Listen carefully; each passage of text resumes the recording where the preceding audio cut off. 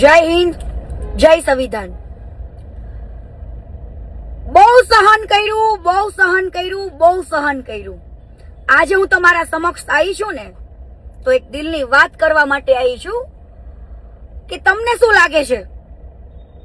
હું આજે પણ છાતી ઠોકીને કહું છું કે હું જેલ કાપી નહીં 3 મહિના, ઈ પણ વગર કારણસર નિર્દોષ છું. એની અંદર પણ એ કેસ પણ મારા ઉપર ખોટો, હજુ છાતી ઠોકીને કહું છું, સાબિત હવે કોર્ટ કરશે. બરાબર. ત્યારબાદ વન બાય ખોટી એફઆઈઆર કરીને મારા ઉપર મને ખૂબ અત્યારે પરેશાન કરવામાં આવે છે. કાપોદ્રા પોલીસ સ્ટેશનની અંદર હું જ્યારે સાઈન કરવા જાઉં છું ને મહિને, ત્યારે મને ખૂબ ટોર્ચરિંગ કરવામાં આવે છે કે તું ખજૂરના લાઈવ બંધ કરી દે, શાહ ઇન્વેસ્ટમેન્ટનું બંધ કરી દે. આવી રીતના ઘણું બધું ટોર્ચરિંગ કરવામાં આવે છે. મારી સાથે કોઈ મારો મિત્ર આવ્યો હોય ને એને પણ એને ખોટી ધમકીઓ આપવામાં આવે છે, ઉપર બેસાડવામાં આવે, એના મોબાઈલ લઈ લેવામાં આવે, મારા મોબાઈલ લઈ લેવામાં આવે. આ બધું સહન કર્યું, પણ હવે નહીં. એવું તો તમને કોનું દબાણ છે કે કોના કહેવાથી કીર્તિ પટેલને દબાવવામાં આવે છે. તમામ કેસ મારા ઉપર ખોટા કરવામાં આવે છે. હજુ હું છાતી ઠોકીને કહું છું, એવી ખણણી બનણી માંગવાના કીર્તિ પટેલના ધંધા નથી. છતાં પણ મને મીડિયામાં ખોટી રીતના એક્સપ્લેન કરવામાં આવે છે, ખોટી સાબિત કરવામાં આવે છે. કીર્તિ પટેલનું નામ પડે ને એટલે બધા જ મીડિયા વાળા ટીઆરપી લેવા માટે ખોટા ન્યૂઝ ફેલાવવા માંડે છે. પણ મારે મીડિયા વાળાને ખાલી એટલું કહેવું છે, તમારી પાસે તો બધી ઓથોરિટી છે. કીર્તિ પટેલ ઉપર એફઆઈઆર થાય ને તો પુરાવાય મુકતા જાઓ, તાકે આ દુનિયાને ખબર પડે. અને હું દુનિયાને કહું છું, માર્કેટમાં બધા વ્યક્તિઓને કહું છું જોનારા, કે મીડિયા બોલે ને એ ક્યારેય સાચું નથી હોતું. મીડિયા અત્યારે એક બિઝનેસ થઈ ગયો છે અને કાયદા અત્યારે એક બિઝનેસ થઈ ગયો છે. તમે ગમે એવા રૂપિયા આપો ને એફઆઈઆર પડાવો, ભલે ને કોઈ માણસ હેરાન થતો, ભલે ને વર્ષો કેસ લડતો, સાબિત કોર્ટ કરશે. પણ કેમ ભાઈ? વગર કારણોસર એક કાયમ એવો ગુનો નથી કર્યો, છતાં પણ અમારે એવી જેલો કાપવાની ધમકાવવામાં આવે છે. કઈ પણ બોલી એટલે ખજૂરના લાઈવ બંધ કરે, એનો મતલબ એમ કે તમને આ બધું પોલીસ સ્ટેશન ની અંદર એવા કોઈ પૈસા આપે છે ખજૂર મને દબાણ કરવાના, કીર્તિ પટેલને હેરાન કરવાના. એક કામ કરો, મારા ઉપર ખોટી એફઆઈઆર ફાડવાનું બંધ કરો અને કીર્તિ પટેલને બોલાવી લ્યો અને લટકાવી દો ફાંસીએ અને આપી દો કાં તો જીવતા સમાધિ. કીર્તિ પટેલ એક સેવાનું કાર્ય કરે છે, બેન દીકરીઓ માટે લડવાનું. હું નથી તો કોઈ અસામાજિક તત્વ, નથી કોઈ ગુંડો, નથી કોઈ લુખ્ખો. એવા હજારો લુખ્ખા માર્કેટમાં ફરે છે, પણ મને એક ખોટી રીતના અસામાજિક તત્વ, એક ગુંડા તરીકે એક્સપ્લેન કરવામાં આવે છે અત્યારે. પણ સાહેબ હવે બહુ થઈ ગયું, બહુ ખોટા કેસ કર્યા અને હજુ પણ મને એવા ડ્રગ્સના કેસમાં, એવા ગાંજાના કેસમાં, મને એવા મોટા કેસના ફસાવાની હજુ પણ ધમકી છે. પણ હવે નહીં સાહેબ, હવે આ ધમકી મારા ઉપર, હું અત્યારે અરજી આપું જ છું કે મને આવા ધમકી, આવા કેસમાં ફસાવાની આપી છે. શું તમે રોજ મારા ઉપર એક નવી એફઆઈઆર બનાવશો? દુનિયા શું વિચારશે કે કીર્તિ પટેલે સાચે આવું કર્યું હશે? એક દીકરી થઈને તમે ગમે એવી એફઆઈઆર કરી. હું હસતા મોઢે જેલ કાપીને આવી છું,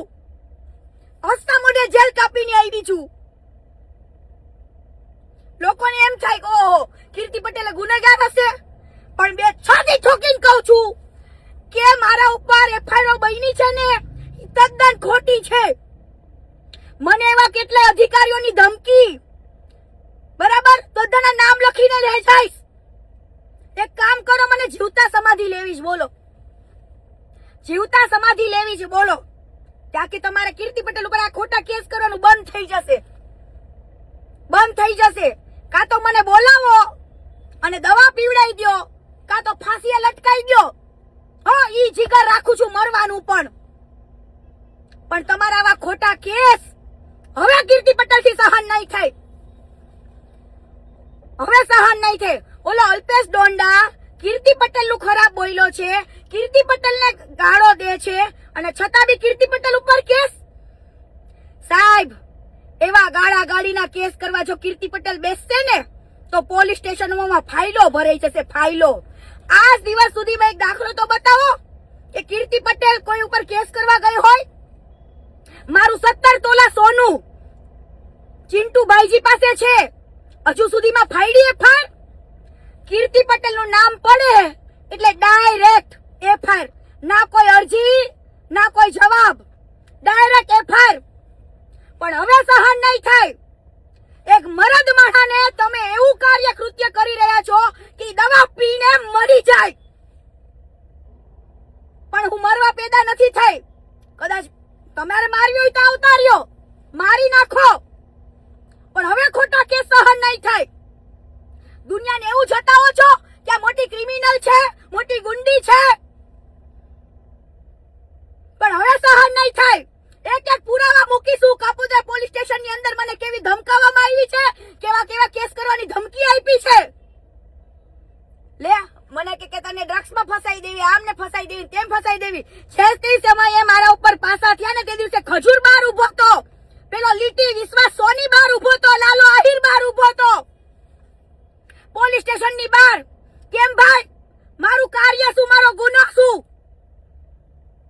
એક સચ્ચાઈ માટે લડું એ એક દાન ચોરીનો એક કેસ મેં બહાર પાડી દીધો એટલે હે તમે એવું ઈચ્છો છો કે આ કીર્તિ દબાઈને મરી જાય તો મારી નાખો, હાલો મારી નાખો, પણ આ ખોટા કેસ કરવાનું બંધ કરી દો. આ તમારી મર્દાનગી નથી, એક હિંમતવાળી છોકરીને પાડવાની કોશિશ થઈ રહી છે. કેમ ભાઈ? બંગડી પહેરી લો, બંગડી. સહન ન થતું હોય ને તો મારી હિંમતને તોડવાની કોશિશ ના કરતા, હિંમતને તોડવાની. હવે તમારા આવા ખોટા કેસ સહન નહીં કરું. મારે મરવું પડે તો હું મરવા તૈયાર છું. અને હું બહુ ટૂંક સમયમાં જ તે ગેહલોત સાહેબ પાસે આવું છું કે એક દીકરીની હિંમત તોડવાની, એને અસામાજિક તત્વ બનાવવાની આવી કોશિશ ચાલી રહી છે અહીંયા માર્કેટની અંદર. સાહેબને મારે કેવું છે કે બતાવો મારી એક લુખ્ખાગીરી. જય હિન્દ, જય સંવિધાન.